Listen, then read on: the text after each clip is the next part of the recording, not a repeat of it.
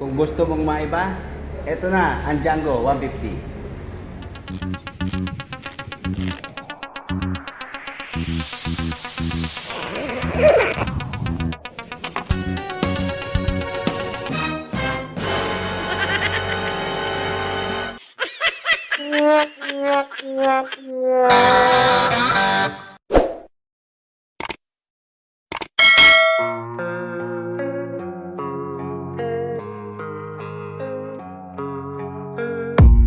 I don't really know what comes next. I'm just doing my best, even though I'm so stressed out.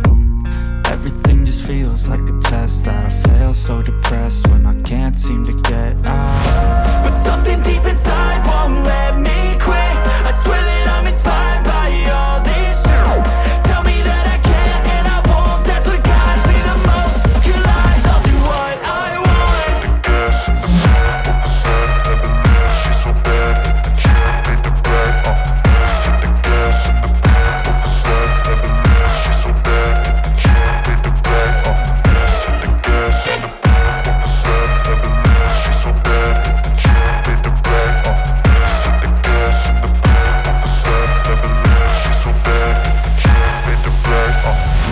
I'm inspired by thirst, I'm inspired by worth. I desire your worst, so you can just hide while I...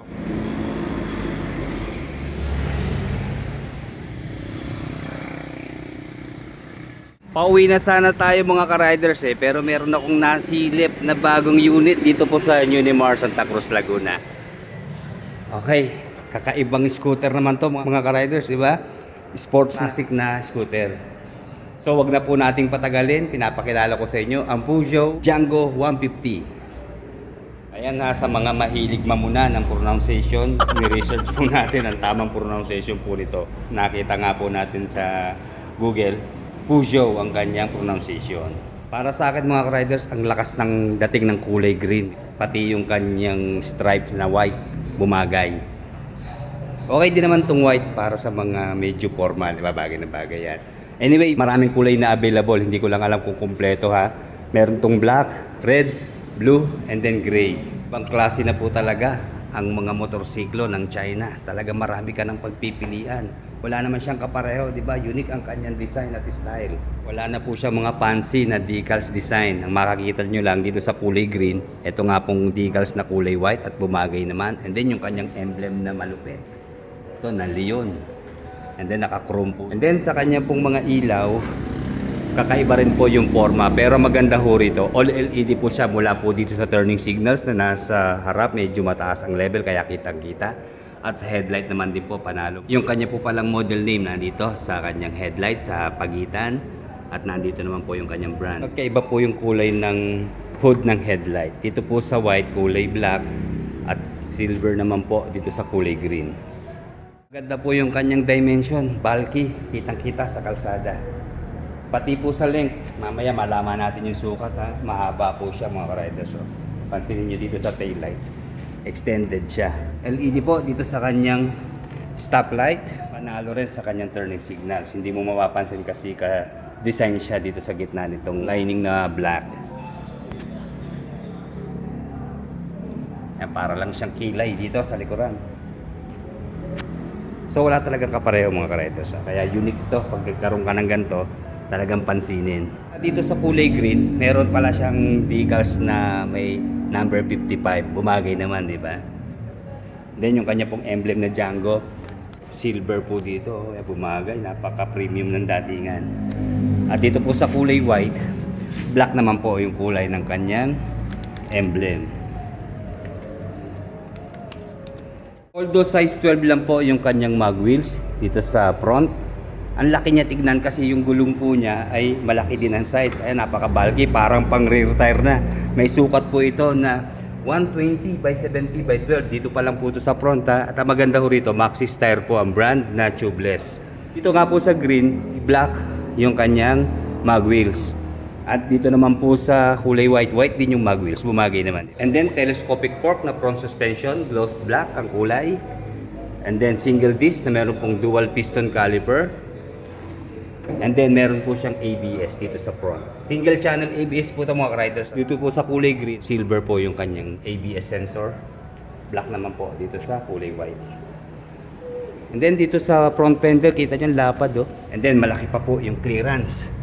So ayan, tama-tama pag maglilinis tayo ng ilalim ng front fender, malilinis natin. Pareho po sila ng size ng gulong sa front. Ganon din po dito sa rear, 120 by 70 by 12. And then akala ko drum brake po yung kanyang preno dito. Pero ayun po, nasa halos gitna na yung kanyang single disc na meron pong single piston caliper. And then hinahanap po natin yung rear suspension. Medyo nakatago po siya dito sa loob. Oh. Single-sided shock pa rin po mga riders. Nandito sa left side. Ayan yung kanyang coil spring. Sigurado na adjustable po yan dahil nakatago na nga po. And then nakakatuwa yung kanya pong rear fender, di ba? Ang lapad pero medyo makitid. Then may reflector po magkabila. And then dito po sa kanyang CVT, makikita naman natin wala na siya kickstart ha. And then ito po ang forma ng kanyang center stand, medyo malapad. Okay din naman yung taba ng bakal, matatag. Hindi tayo sure kung may kill switch sensor yung kanyang side stand, pero hinahanap ko yung sensor, wala eh. So palagay ko wala po ito ha. Hindi pa po natin kasi ma-activate. Siguro gagawa natin ng bukod na content yung kanyang activation. At kararating lang po nito mga riders sa ngayon pong April 30 katapusan ng 2026. And then mahaba po yung kanyang footrest dito sa back rider. Combine pa siya ng rubber kaya komportable sa paa. At panalo rin sa kanya pong gulay board or footboard. Hindi nyo na kailangan maglagay ng extra matting kasi malaking tulong na po itong rubberized na nakalagay dito sa gulay board. Ayan, kapit na kapit sa sapatos natin. Mamaya tatansyahin natin to. And then isa sa magandang features po nitong si Django 150. Kita nyo di ba? Meron siyang dalawa ditong pocket magkabila. So alamin natin ha. Ayan yung kanya pong susyan ha. Dito muna tayo. Ayan, bukas na siya. So mga riders, maganda. At nandito po sa front yung kanyang gas tank. Ayan, magiging balanse yung weight distribution ng ating motorsiklo. Lalo't malaki po yung kanyang tangke. Nasa 8.5 liters po ang kanyang fuel tank capacity. So ayan, meron pa siya dito lalagyan ng cap. Halimbawa magpapagas tayo, dito natin ilalagay yung takip para hindi malimutan. Very convenient siya, di ba? Kasi minsan nabibitawan to eh. So plastic nga po yung kanyang cup. Okay. Nga pala sa research po natin, nasa 40 kilometers per 1 liter ang fuel consumption. So tamang-tama lang po yun. Standard na yun para sa isang 150cc na scooter. And then dito naman po sa right side, dito naman po nakapwesto yung kanyang pocket. So hindi siya malaki ha. Bali pang cellphone lang talaga. So i-check natin sa isang cellphone ha. O ayan, sakto lang. Yung charging port nandito po sa nakataas. Hindi ko nakita agad eh. Ayan, bali, check natin ha. Ayan, bali, power socket pa po siya. Bibili pa tayo ng converter o adapter para ma-charge natin sa Type C or Type A. And then, very friendly din po yung kanyang utility hook. Kita nyo, ayan, may lock pa siya. And then, pag hindi ginagamit, lapat lang natin para hindi makaabala sa tuhod natin. Ang ganda ng kanyang susi, di ba? Parang may remote na kasama. Napaka-premium din ng style. Ayan, bali dalawa po. Isang medyo mataba yung kanyang hawakan at isa maliit lang. Ignition system. Ayan po, disusi siya. Wala po siyang remote mga riders ha. Okay, bali pagbubuksan po natin yung upuan. Pihit lang po natin ng pakaliwa, then push. Sa U-box naman po, medyo maliit lang siya, malapad, pero hindi po dito pasok ang isang helmet tingin ko. Pero sige, magsukat tayo ha. Sigurado hindi pwede. Ayaw sumara. Kahit baligtarin natin ang pwesto, ayan, hindi po talaga pwede. Mas maganda talaga rito, maglagay tayo ng top box. Lalo baligtad, hindi talaga. Kasi pag may top box to, mas magiging maganda yung kanyang forma. Babagay po sa rear. Okay, sa grab bar naman po, napansin ko lang ha. Magkaiba po yung kulay ng sa white at saka sa green. Dito, kulay gray po. Maganda yung distansya niya sa upuan, hindi ipit, sakto ang kamay natin. Yun nga lang po, medyo matigas kasi bakal po ito, sana nilagyan ng rubber, di ba? Para hindi masakit sa kamay. And then sa klase po ng upuan, maganda po itong sa kulay green. Although one tone lang siya ha. Pero yung quality niya, di ba? Panalo. Meron siyang lining na white. And then yung foam niya makapal. Tapos yung brand niya dito sa upuan. So tingin ko mababa lang to kasi hindi naman siya kalaparan eh. Hanggang dito sa upuan sa back rider. Ayan, komportable. Combine analog and digital po sa panel. Bali ang naka-analog po yung kanyang speedometer, and then dito po sa digital na screen, malamang nandito po yung kanyang fuel indicator. Naka-display din po dyan ang trip meter, odometer, temperature, and then time. Button na adjustment. And then ito check engine sign, ABS sign, turning signals, high beam low beam sign, and then battery. Premium din po ng dating ng kanyang mga switches and button. Dito po sa right side, pero hazard lamp and then turn off. And then electric starter, push button. Dito po sa kabila, high beam low beam sign, kasama po ang passing light. And then turning signals, horn. Yung kanya pong handlebar, kita nyo merong bar end, ang ganda. Naka-chrome pa. And then sa kanya pong brake lever, aluminum naman. Wala nga lang pong park brake lock. Classic din po yung kanyang side mirror. Naka-chrome din po yung kanyang stem. And then bilog na side mirror ang lapad. Bagay naman sa forma ng motorsiklo na to. Meron po itong 800 ml na engine oil capacity. And then air-cooled pa rin po ang kanyang cooling system, pero fuel injected po sa fuel supply system. And then 4-stroke, single cylinder, 2 valves, single overhead cam, 150cc displacement. And then Euro 4 compliant naman po sa emission control. Dito po sa kulay white, black po na gloss yung kanyang heat guard na metal. At dito ulit sa kulay green, ayan, naka-chrome po siya na metal din. Yun lang ha, medyo mababa po yung pwesto ng kanyang muffler. Tumitibang po ito ng 135 kilos sa dry weight. And then meron po siyang seat height na nasa 770mm at 105mm naman po sa ground clearance. With a maximum power of 11.3 horsepower at 8,000 RPM and 11.2 Nm of torque at 6,000 RPM. Sa manufacturer's claim, meron po itong 80 km per hour na top speed. Sukatin na po natin ha. Sa height po natin na 5'8". Mababa lang po, kaya lang sa lapad po ng kanyang upuan, nakabuka tayong masyado, kaya tiyad po tayo.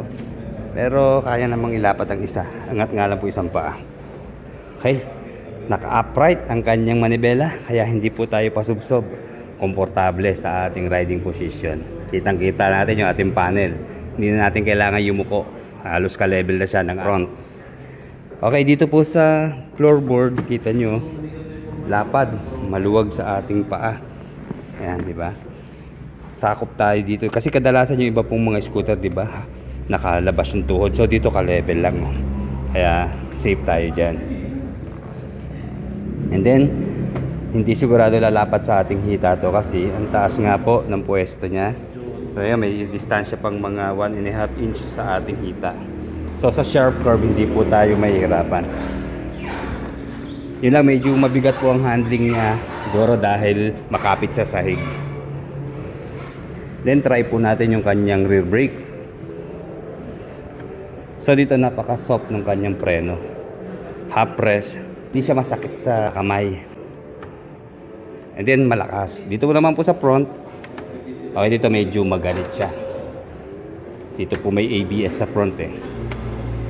Anyway, pareho naman po yung single disc, kaya okay na ang preno. And then dito po sa rear shock. So ito average lang po ha. Hindi ko masabing super lambot. Tama-tama lang din po. Siguro dahil sa laki po ng body niya, kaya hindi siya ganun ka-bouncy. So check nyo po yung response. Nakatago lang po yung shock eh. Pero siyempre, responsive din naman po. Saka tahimik siya, wala ka maririnig na langit-ngit.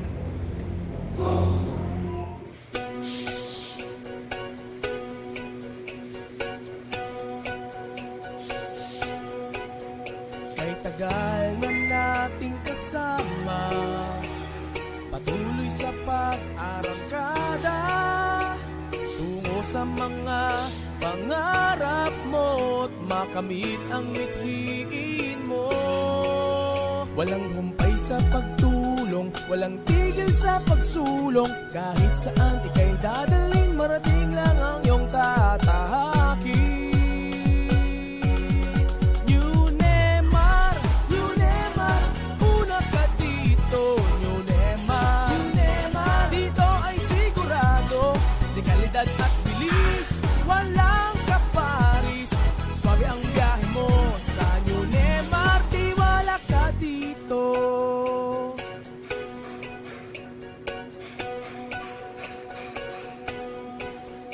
Kay tagal na nating kasama, patuloy sa pag-arangkada tungo sa mga pangarap mo't makamit ang mithiin mo.